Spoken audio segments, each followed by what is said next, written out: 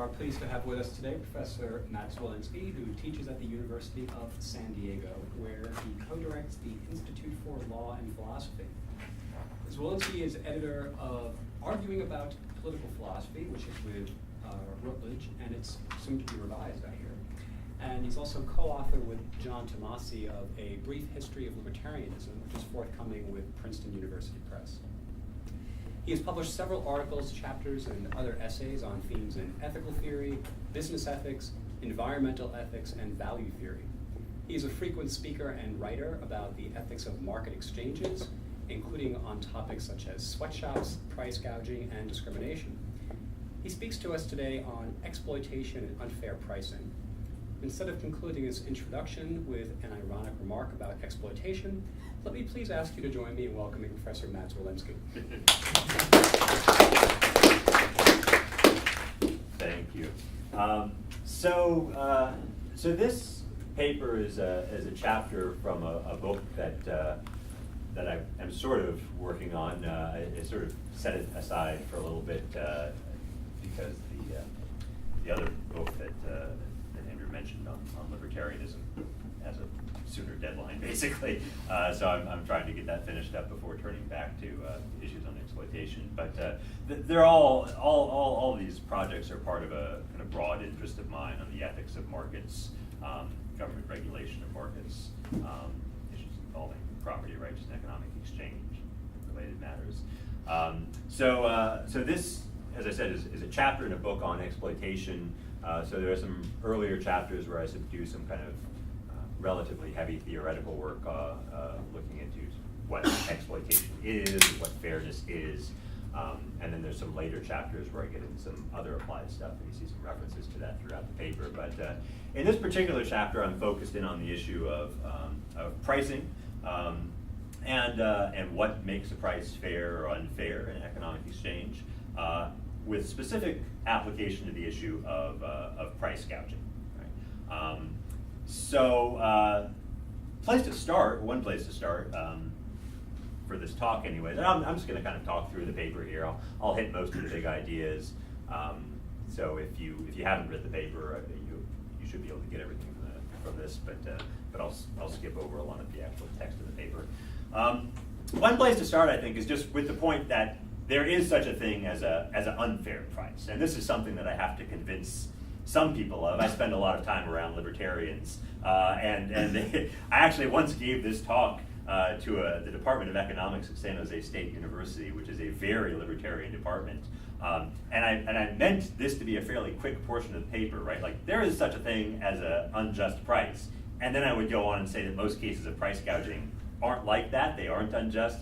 I actually never got past the first 5 slides of my talk. They wouldn't hit it. But here's what I take to be the sort of standard libertarian view expressed by Mr. Libertarian himself, Murray Rothbard, who basically says that the only possible objective criterion for the just price is the market price. So whatever people are willing to agree to on the market voluntarily, I don't think he even builds in any conditions about rationality or full information here. Whatever price people agree to, that is necessarily a just price.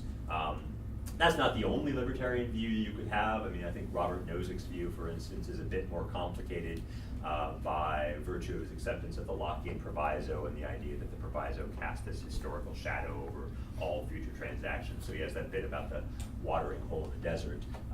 So that's a bit more subtle and nuanced view. But this is at least the most extreme kind of libertarian view, and I want to show why I think that's not correct.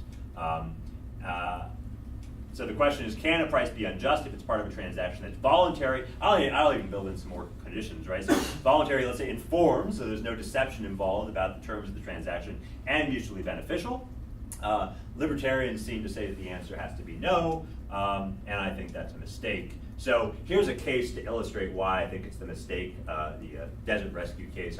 I borrow this from the philosopher Chris Myers, who gave this particular variant of the example, but lots of similar examples you could use. So Anne's stranded in the desert. Ben's the only driver around. She's been waiting there for 8 hours at the first car she's seen all day. And he says that he will drive her into town, but only if she sort of signs a contract giving him the right to her entire net worth, the title to her house and car, all the money in her bank, half of her earnings for the next year. This is exorbitant price, right? That seems to me to be a paradigmatic case of an unfair price, right? He's charged her something that he ought not to charge her in exchange for this rescue. Seems clear to me, just to be a bit more precise about that, seems clear to me that in this case, Billy acts wrong. Billy or Ben? The name's wrong. Ben acts wrongly. He's doing something that he ought not do. He's doing something he's not merely failing to be as good as he could be in this case. So he's not merely failing to perform a supererogatory act.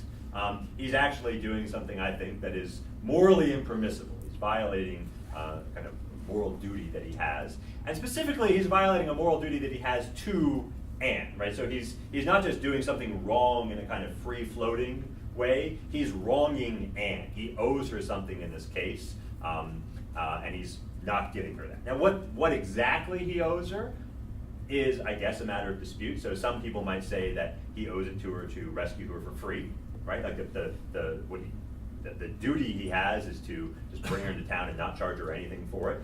Other people might say that his duty is to rescue her at a fair price, right, or at the cost that he incurs in bringing her into town. I'll leave that up in the air, but whatever duty he has to her is certainly not what he's actually doing in charging her this exorbitant price for the rescue. Whether it's an enforceable duty, I think, is a separate question. So I'll leave up in the air whether the moral duty that he has to Anne to rescue her under better terms is one that ought to be enforced by law, or whether it ought to be enforced by instead social sanctions or the pangs of his own conscience or something. But I'll put consideration of enforcement aside to the moment. It's clear that he's doing something naughty. So what do I want to take from that example? Right. Thank you for letting me get through it. Unlike the economics people, none of you look nonplussed by that argument. What I want to get from this example is just that it's a possibility proof, right? There is such a thing as an unjust exchange that is nevertheless voluntary, informed, and mutually beneficial. I take it that exchange is mutually beneficial so long as Anne values her continued life higher than whatever it is that she gives up to Ben or Billy in exchange for the rescue. She comes out ahead of the bargain if the other option on the table is her dying. It's possible to have an exchange that meets those conditions and which is nevertheless unjust. Right? And what I want to do in the remainder of the paper is argue that despite that possibility, despite the fact that some voluntary, informed, mutually beneficial transactions can be unjust, nevertheless, most cases of what we call price gouging are not unjust, or at least standard. I don't necessarily want to say most cases, but sort of standard cases of price gouging are not unjust. But of course, in order to demonstrate that, I'll have to do more than show that such exchanges are voluntary, informed, and mutually beneficial. Right? Since you've already seen that that's not enough to guarantee the justice of a transaction. Okay, so before we get to the moral argument, let's get a little clearer on what price gouging is. It's a term that's used in a wide variety of ways by people. I've spent a fair bit of time trying to come up with a kind of neutral, objective definition of it. So I have, I mentioned this in the paper, I have a kind of Google News alert so that anytime the term price gouging is used online, I get a little email in my box with a link to the story. And people basically call a lot of different things price gouging. So every time Christmas runs around, there's all kinds of stories about price gouging on Christmas toys. People talk about their cable company price gouging them. People talk about sports teams price gouging for tickets. People talk about gas stations price gouging. So there's a lot of, I think, kind of loose and somewhat emotional usage of the term as a kind of pejorative, right? I mean, people seem to use it online to refer to prices that are higher than I would like them to be, which is not quite as precise as I would like to be. So to get a bit more precision, one source that I look to is the law, because under the law of various states, about 34 states, price gouging is illegal. Sometimes it's called price gouging, sometimes it's called something else. So one way to get an idea of what the term price gouging means is to look at those laws and see what they have in common. And so that's where I'm getting this definition from, is an analysis of those laws. And what I find from looking there is that you've got three common elements. There's a state of emergency of some kind, often a natural disaster, but not necessarily a natural disaster. It could be a terrorist attack, right? Something that puts people into a state of special need and vulnerability. The laws are crafted to deal only with certain classes of economic transaction. So for instance, California has an anti-gouging law, which goes into effect when the governor of California declares a state of emergency. And that law applies to the sale of certain kinds of things, but not other kinds of things, right? So if you are selling like sandbags or electrical generators or medicine, then those kind of things fall under the anti-gouging legislation. But if you're selling, DVDs or beer, then it doesn't, right? Because those aren't deemed to have the right connection to the emergency, right? It's only goods that are necessary or very useful for coping with the emergency situation that are covered by the anti-gouging law. And then the third, and arguably the most important element to anti-gouging laws, is that they identify some kind of unfair price, some kind of price that you're not allowed to charge according to the legislation. So different states do this in different ways. Some states leave it fairly open-ended, and they define the impermissible price in terms of essentially moral concept, right? So they say that you're not allowed to charge an unfair price, or an unconscionable price, or a grossly excessive price, and then they leave it to the courts to determine, in particular cases, what prices are grossly excessive or unconscionable or what have you.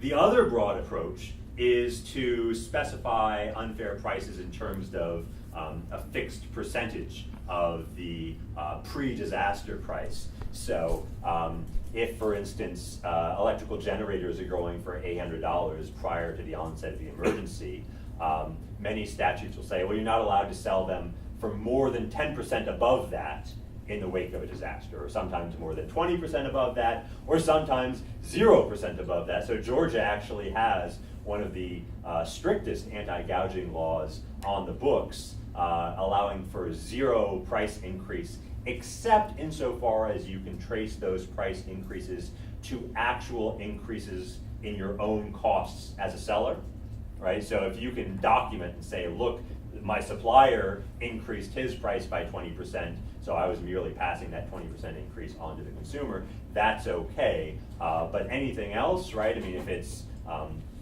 riskier for you to do business in the wake of the disaster because, I don't know, there's looting, or if it's just more inconvenient or whatever, you can't increase prices for those reasons. And you certainly can't increase prices just to take advantage of the greater demand on the part of consumers.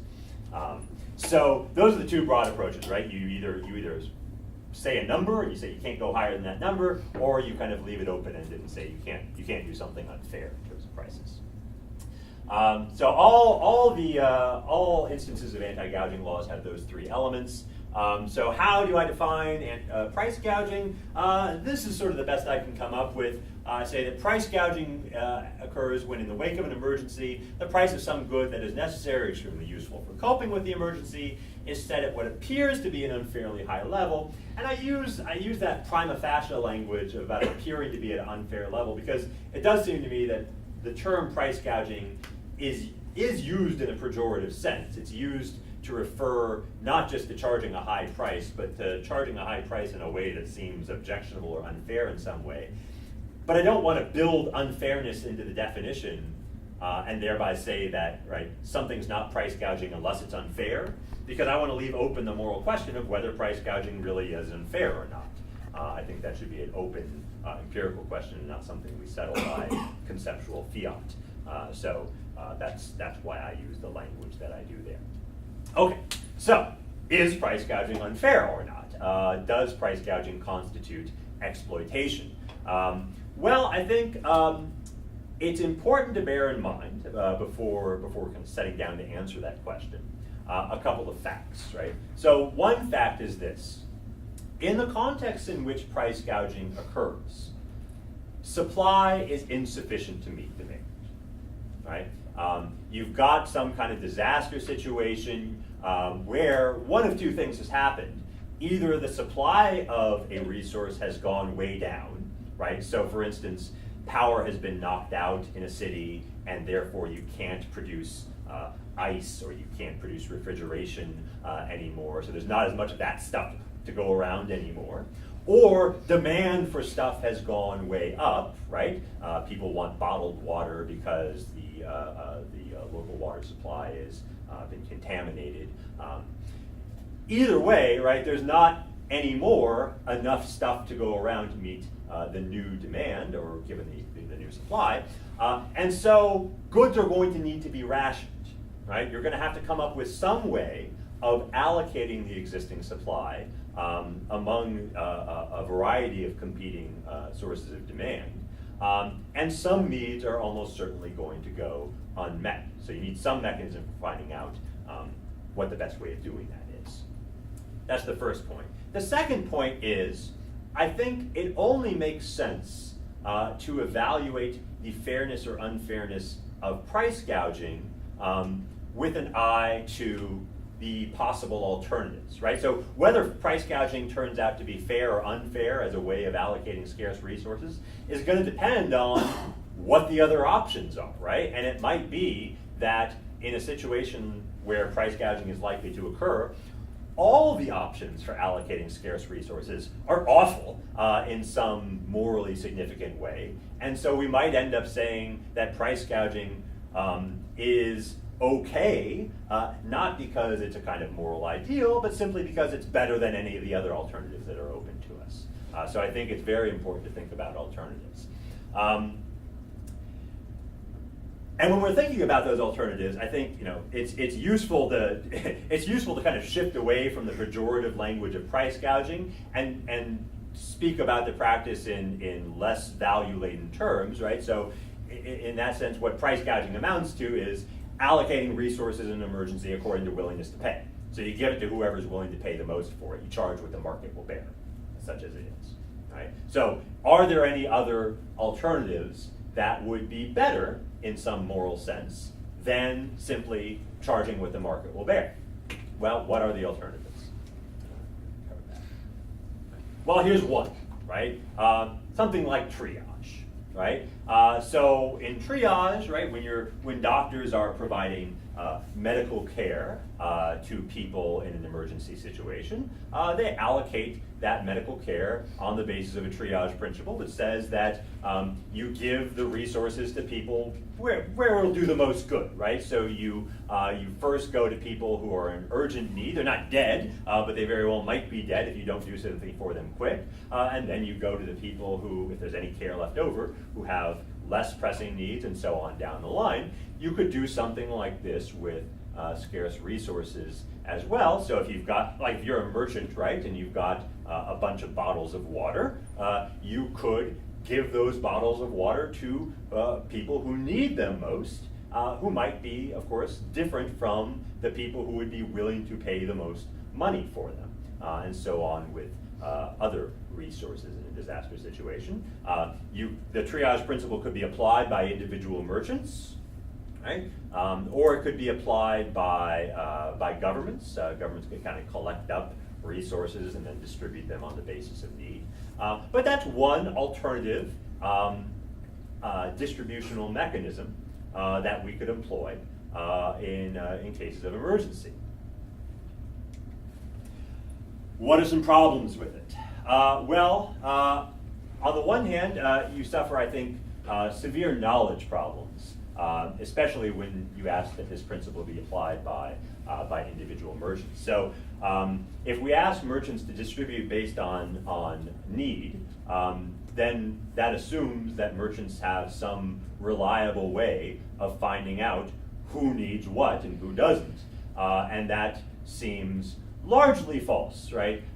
So if you just have a store, right, that anybody can walk into, and you've got members of the general public walking in, how exactly are you going to implement this policy, right? You sort of take people off to the corner and you interview them and you say, well, what are you going to use this water for? Like, how many children do you have? What other supplies of water are available to you? There's going to be tremendous incentives for people to lie, and the merchant's not going to be able to tell when people are lying. And I think, like, when you do have greater knowledge about people's actual needs, then the triage principle makes sense. So, like, within a family, right? I think the triage principle makes sense. If you've only got so much water to go around in your family, then you know which of your kids really needs the water, right? And it makes sense to allocate the resources on that basis, or maybe amongst your neighbors, people who you know well, the triage principle makes sense. But as a kind of general public policy, I think it suffers from severe knowledge problems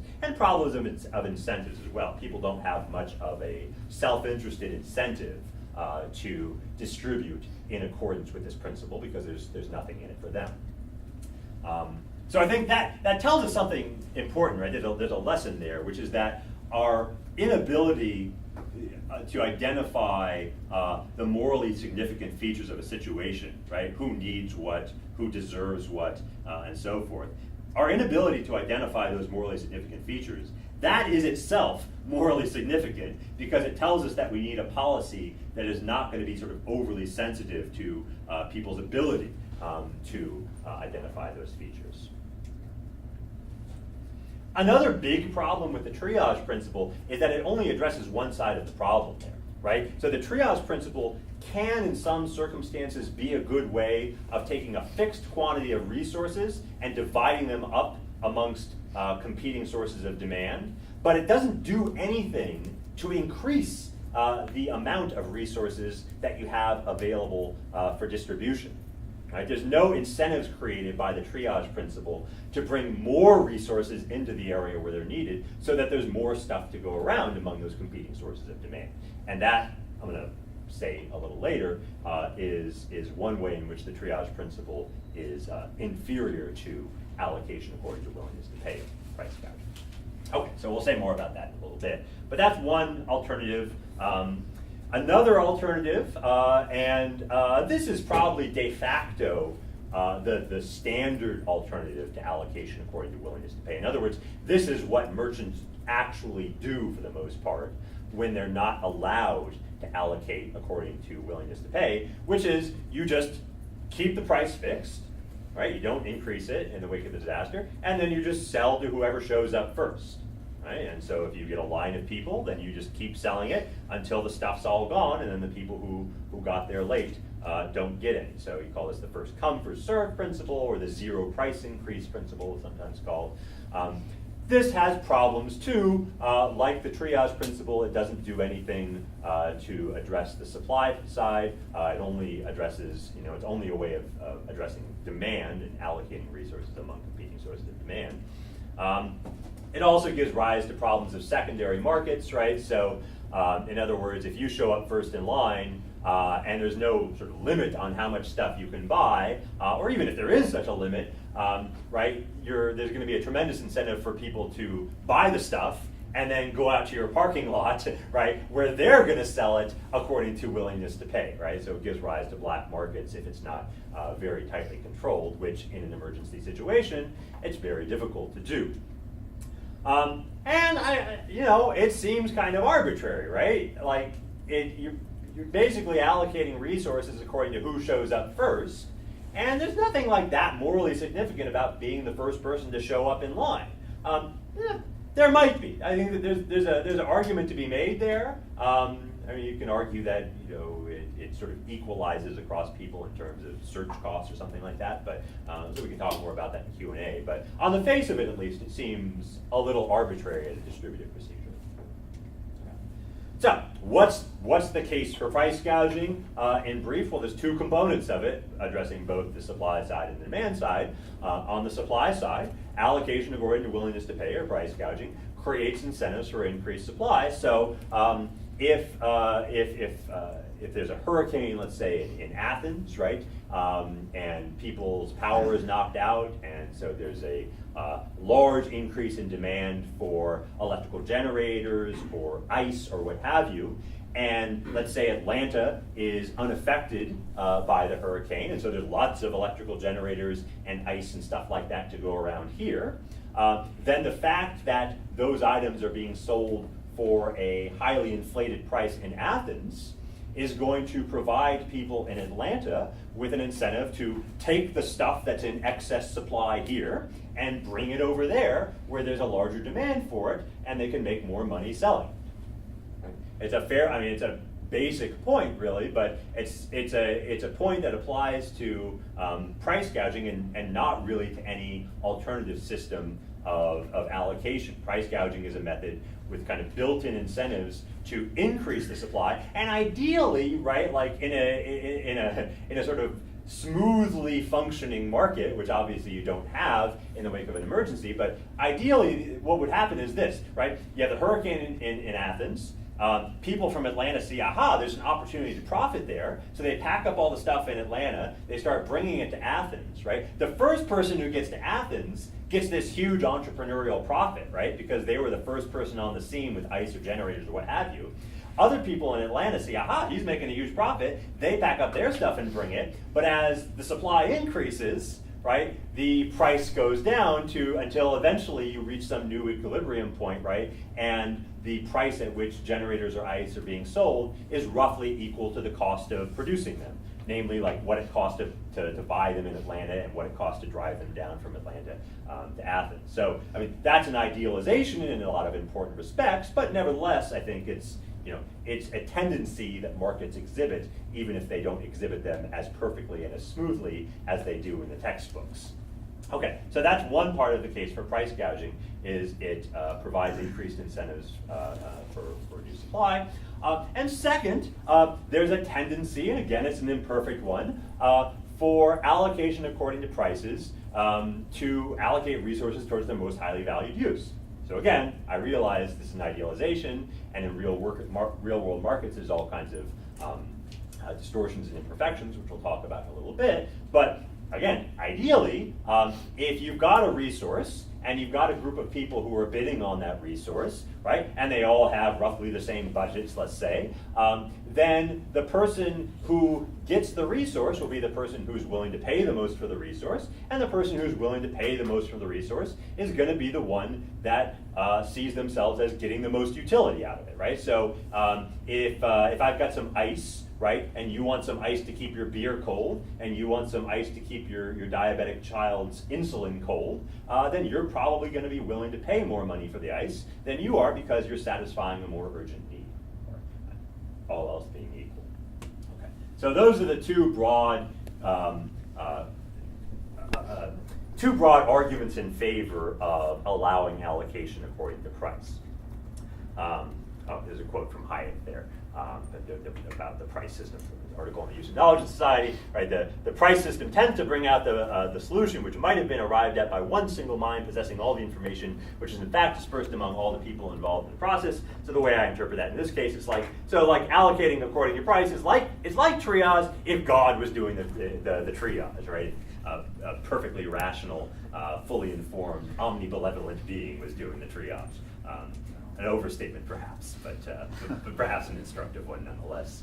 Okay, so let me grant at the outset what I'm sure is going through all of your heads, which is that ability to pay is not in itself a morally significant feature, right? Like, if you were God and you were allocating resources out to people in disaster, you would not want to allocate according to willingness to pay, because who cares about willingness to pay? That's just as arbitrary as being the first person to show up in line, right? What you want to allocate according to is need or desert maybe, right? Like if you think like, well, this person was just acted imprudently, they didn't make any plans, this person here took prudent precautions against disaster, maybe he should get it and this person shouldn't. Right, but whatever it is, whether it's need or desert or some other kind of mixture of moral considerations, ability to pay is not in itself morally significant. At best, ability to pay is useful as a heuristic, as a way of getting at what's really morally significant, whether it's need or desert or what have you. So we use it as a kind of proxy feature. We can't directly determine need or desert in a lot of cases, right, when you're dealing with strangers in an impersonal market context. In your family you can, right, which is one reason why it would be awful and wicked to use allocation according to willingness to pay as a method for distributing resources within your family, right? Because you do have direct access to the morally relevant features in that case. But in an impersonal market situation where you don't have that kind of epistemic access, ability to pay can be a useful proxy. So that's one kind of limitation on the moral case for price gouging. Another limitation on the extent to which I'm willing to defend price gouging has to do with the distinction between legality and morality, or what I was calling in my talk to his students earlier today, a kind of distinction between the institutional perspective and an individual perspective. And the basic idea is that, look, showing that price gouging ought to be legally permitted is not the same thing as showing that it's a moral thing to do. So I think that you can make a very strong case for the claim that price gouging ought to be permitted by law. I think it's much harder to make the argument that price gouging is a moral thing to do, even if it is permitted by law. I think you can make that case in some circumstances, but it's a harder case, and it's, at the very least, it's a different case, right? Those are two different arguments about whether something's the right thing to do and whether it's something that ought to be allowed. Okay, so objections, right? So why might this argument I've made be flawed? Well, one argument is an argument from market failure, right? I've made these arguments based on admittedly idealized claims about the way that markets work, and real-world markets often don't work that way, and they especially don't work that way in the wake of an emergency. So in the wake of an emergency, you might have a relatively small number of buyers and sellers, and the model of perfect competition assumes an unlimited number of buyers and sellers. You might have buyers and sellers operating with severely limited information, right? So if you're selling ice on one street corner, there might be another person selling ice on a street corner 2 blocks down, and the people buying from you might not know that, might not know they can get a better price if they just walk 2 blocks down the road. There's relatively high transaction costs. Again, perfect competition assumes 0 transaction costs. So those are all ways in which the real world market that you're likely to find in cases of price gouging differs from the theoretical ideal. But, I grant this, to say that you have market failure really only shows that the conditions under which we can theoretically demonstrate that the market will produce efficient outcomes haven't been met. It doesn't necessarily show that you won't get efficient outcomes. This is a little bit of a subtle point, but so in other words, the point about market failure just means that our models don't apply, right? And so whatever conclusions we could have drawn on the basis of those models about how markets work, we aren't entitled to draw on the basis of those models. Doesn't mean that those conclusions won't apply nevertheless. And in fact, there's been some kind of interesting work in experimental economics that shows that you can get efficient outcomes even when many of the conditions of perfect competition aren't met at all, right? So when you have a market full of buyers and sellers with radically incomplete information who make radically irrational decisions, even in those conditions, you can get efficient allocations resulting, despite the fact that you haven't met the standards of perfect competition. So that's one point. Second, even if we can't expect, even if the fact that market failure shows that we won't reach efficient markets, or we won't reach an efficient equilibrium, doesn't mean we're not going to sort of move in that direction.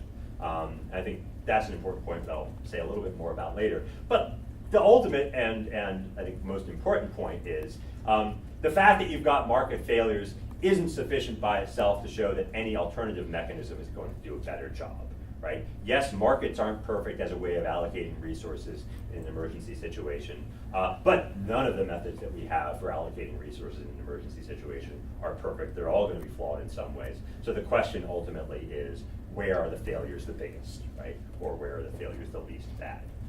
Okay, so that's my response to one kind of worry about market failure. There's a lot more to say there. Again, we can talk more about it in the discussion period. But let me say something more and somewhat different about the idea of market failure. So one way that the analysis of market failure might be relevant to questions about fair and unfair pricing is as follows. So Alan Wertheimer, who wrote a really good book on exploitation, sort of the classic book on exploitation, has a discussion of fair and unfair pricing in that book. And he makes reference to the idea of market failure in that discussion in the following kind of way. What Wertheimer does is says, look, if we want to know what constitutes a fair price, it's useful to think of the fair price as being defined in terms of a hypothetical, perfectly competitive market, so that what the fair price is whatever price would be charged in a hypothetical competitive market, right? And an unfair price is one that exceeds that competitive market price. So this could make sense of the case that we started with Anne and Bill or whoever, right? Why is Bill's price unfair in that case? We all have the intuition that it's unfair, but how can we explain that? Well, one way we can explain it is by saying, well, look, Bill's essentially taking advantage of a monopoly position there. The only reason he can get Anne to pay this exorbitant price for a rescue is that he's the only game in town. If there were other cars there, right, if there were 10 cars there from which Anne could choose to be rescued, those cars, they all might be driven by greedy, misanthropic human beings who simply want to make as much money off of Anne as they possibly can. But the fact that there are 10 of them will mean that they all compete against each other, and ultimately the price of the rescue is driven down to something like the cost of production, so very close to zero in that case, right? So what makes a price unfair, might say, is its deviation from a competitive market price. The price that, in Wertheimer's words, an informed and unpressured seller would receive from an informed and unpressured buyer. So I think there's a lot to like in that view as a kind of definition of what constitutes a fair or an unfair price. Part of the idea there, part of the appeal, I think, is we tend to think that ought implies can, right? To say that somebody ought to do something implies that it's possible for them to do something. And yet, if you take kind of economic logic seriously, then when people are charging on a competitive market price, they're doing the best they can. They can't sell for less than the competitive market price, because in the competitive market they would be put out of business if they tried to do so. So to charge a competitive market price is in some ways to do the best you can, and it would be unreasonable for us to expect or demand that people do more. And a competitive market price seems to be a price in which sellers aren't taking any kind of special advantage of their buyers, right? There seems to be something in the Anne and Bill case where Bill he's taking special advantage of Anne, and the fact that she's in this weird circumstance and he's in a correspondingly weird circumstance, and he's taking advantage of that fact to his advantage and Anne's detriment. Whereas if you're charging the competitive market price, it's the terms of the transaction are sort of set by impersonal market forces, right? It's not Bill who's doing anything unusual to take advantage of Anne. So there's something kind of weird maybe about saying that Bill is exploiting her or taking unfair advantage of her if he's just sort of going with the going market rate. So I think there's some initial appeal to the view, but it has problems. So first of all, if you define a fair price in terms of a competitive market price, like a perfectly competitive market price, then you wind up being committed to saying that way too many things are exploitative or unfair, right? Because it turns out that market failures are ubiquitous, right? If you define market failure as a deviation from the model of perfect competition, right? Real world markets are never like the model of perfect competition, right? There's never zero transaction costs. There's never an infinite number of buyers and sellers, right? And so if anything that deviates from a the price of a perfectly competitive market is exploitative, then everything is exploitative, and that doesn't seem to be a very useful theory of exploitation. More fundamentally, I think, the reason you get that problem of over-inclusiveness is that it's based on a inappropriately static model of competition, which is kind of a standard way of thinking about competition among economists. But a lot of economists think about competition in terms of equilibrium states, right? So this is the model of perfect competition is essentially a changeless model of an economy, right? It's a model in which all demand has been met, all supply is being efficiently allocated. Nothing really happens because everything's already in its ideal place within the economy. And of course, that's not what real markets are like. And it's more than that's just not what real markets are like. That misses the important thing about real world markets, which is the dynamic function that real world markets serve. What makes real world markets kind of exciting and morally impressive, I guess, is the way in which they adapt to change, the way they move us in the direction of a more efficient allocation of resources, not the end state of perfect competition, right? The end state, like equilibrium models, I think, are useful in certain kinds of economic analysis. They're useful for thinking about the direction in which market competition moves, but they're not useful in terms of thinking about a kind of end state, because it's an end state that real world markets never actually realize, right? So real world markets are always in motion, and that's the important thing about them. So I think if we're going to think about competitive markets and competitive market prices as a way of understanding fair and unfair prices, we need to think about markets and market competition in a dynamic sense and not in a static sense. And here I'm kind of drawing on sort of standardly Austrian approaches to understanding perfect economic competition. So people like Friedrich Hayek, and especially in this context, Israel Kirzner. So what's my own attempt for defining fair and unfair prices? Well, and this is very suggestive, I think. This account needs to be worked out in much more detail, but this is a first stab at it. A price, I want to say, is fair when it plays the role or roles that a price ought to play in a dynamic competitive market process. So again, that leaves a lot of stuff to be filled in, but I think nevertheless it shines some useful light on certain cases. Like, for instance, that desert rescue case with which we started, right? So one thing we can say about that desert rescue case is it's not really part of a competitive market process at all. It's a kind of weird aberration, right, that exists outside of normal market processes. And so in that kind of situation, I think, the standard kinds of justifications that we give for using market prices as an allocative mechanism simply aren't going to apply, right? So first of all, there's no real issue here of incentivizing future supply, right? It's not like we think that, well, look, if Ann pays Billy like $100 million to rescue him, then that's gonna provide other people with an incentive to like drive around through the desert looking for people to rescue, and so more people are going to get rescued in the long run. Tangent. Okay, I'm trying to think whether this tangent is worth it. It is.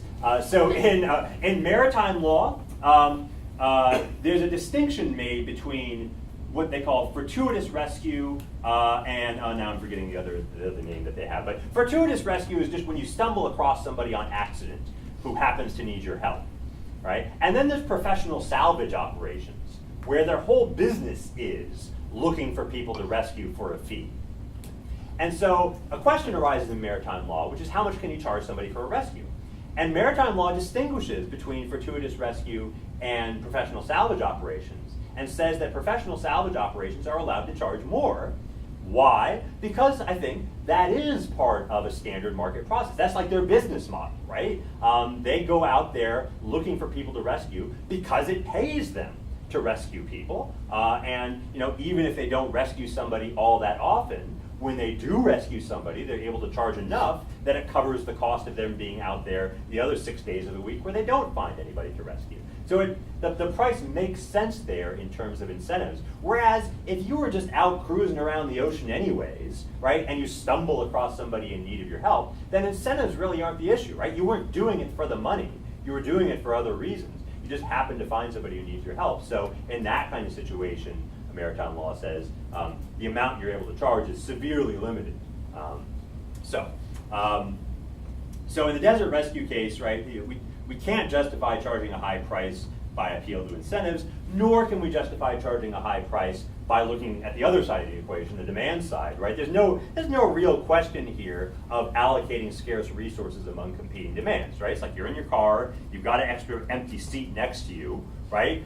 Either you allow this stranded victim to sit there while you drive to town, or it just sits empty. So it's not like there are 50 people there waiting to be rescued, right? You have to pick and choose who to do it. So the fact that these kind of normal conditions of a market don't apply in the case, I think, is one of the reasons why we want to say that allocation according to willingness to pay in that case is unfair and exploitative. In cases where normal conditions do apply, like in the salvage operation, right? If Bill really was a salvager, right, and he just drove, like he was a local guy who knew the desert and he knew that stupid tourists tended to get stuck in the middle of the desert, and so his business was driving up and down the desert roads looking for people to rescue, then my intuition at least would be that he would be justified in charging a higher price than somebody who just happened to stumble across an desert, right, on his way from point A to point B. Right? So the problem with the desert rescue case isn't that the sort of standard argument for a free market price system isn't wrong. It's a flawed argument. It's just that it's a good argument. It's just not relevant to that particular case. Right? The standard argument for a free market price system is relevant to markets, and this is not really a market in the relevant sense. Okay, so I've got a few more slides. I'm going to try to finish this quickly to leave us enough time to discuss. But I think, as I said earlier, I think the case for allowing price gouging by law is fairly overwhelming. I think both on kind of efficiency grounds in terms of ensuring that people's needs are met, and in terms of a more basic presumption against using the law to block voluntary and mutually beneficial exchanges. Right? I think in general, if A and B want to interact with each other in ways that are voluntary and ways that benefits both A and B, then you need a very, very good reason for getting the state involved in the middle of that exchange and saying, no, you're not going to be allowed to do it. And I think you can make that argument entirely independent of the argument about regarding whether price gouging is in itself morally permissible or morally impermissible, right? So in other words, it makes sense to say that price gouging is a horrible, awful, morally repugnant thing, and yet nevertheless it's the kind of thing that we ought to allow, because if we don't allow it, the people that we care about, the people in disaster situations, are going to be even worse off than they would be if we allowed it. So the case for legalizing it is independent of the moral case on its behalf. Nevertheless, right, does that mean that the law has to sit by entirely passive, that there's nothing we can do, legally speaking, as a society, apart from sort of reliance on the blind forces of market competition? No, I don't think so. I think that the law can do something to mitigate the bad effects of disaster and of price gouging. So Alan Wood, in an article of Hittner that he wrote 20, 30 years ago, actually, on exploitation, makes a distinction between two different ways of of reducing the harm of exploitation. He talks about interference on the one hand and redistribution on the other hand. So interference is just sort of getting in the way of a transaction and saying, no, you're not allowed to transact on those terms, right? You're only allowed to interact on fairer terms.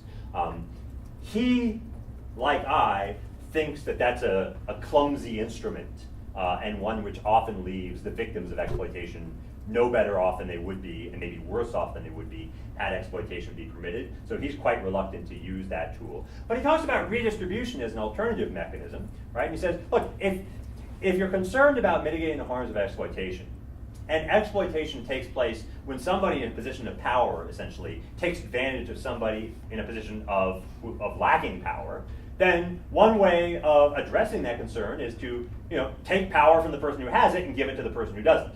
Right? So if we had redistributive policies in place in the United States that reduced inequalities of wealth, then that would be in itself one way of mitigating the harms of exploitation, reducing the vulnerability that gives rise to exploitation sort of in advance of the exploitation ever taking place. So he says that that's a much more fruitful way to go in addressing exploitation. And I agree, but I want to make just two amendments to what I think is Wood's excellent point. The first amendment is that redistribution can be retrospective, not just prospective, right? So Wood's point is, look, if we just have more redistributive policies in place in general, right, and take from the rich and give to the poor, that'll reduce vulnerability. True enough. You can also redistribute after the fact, right? So one way that governments can deal with the unfairness that's created by price gouging in a disaster situation is to allow price gouging to take place, right? Allow resources to be allocated according to the price system. And then if you think that process has unfairly disadvantaged some people, then you kind of make up for it after the fact.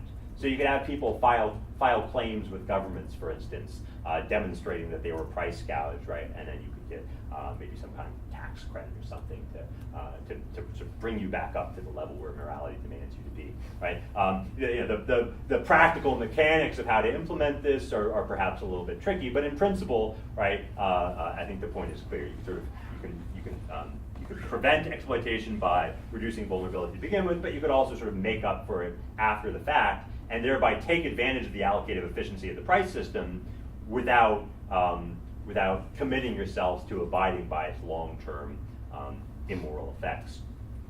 The other point that I want to make in response to Wood is that reducing vulnerability isn't always a zero-sum game. It can be, right? So, and Wood kind of thinks of it in those terms, right, where reducing vulnerability means taking from this person over here and giving to this person over here, taking from the powerful and giving to the powerless. You could do that, and that's maybe a good way to go in some situations, but it's not always a zero-sum game, right? One way to reduce vulnerability is just to make everybody less vulnerable, and I think that's in large part what economic growth and development does.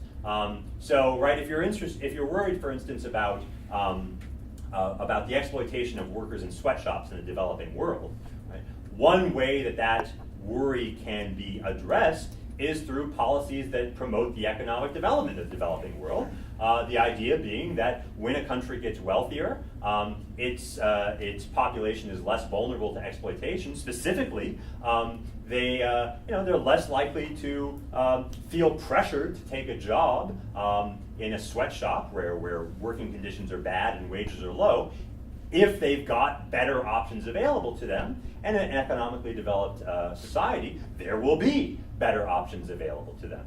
So one way then to reduce exploitation is to reduce vulnerability by simply making everybody better off. And that, of course, I think when you can do it, that's the best way to do it. I think positive sum approaches to reducing moral exploitation are, in general, to be preferred to zero-sum ones. So that is all I have for my presentation. So I'm sure you have lots of challenges and concerns and questions. I'm happy to talk.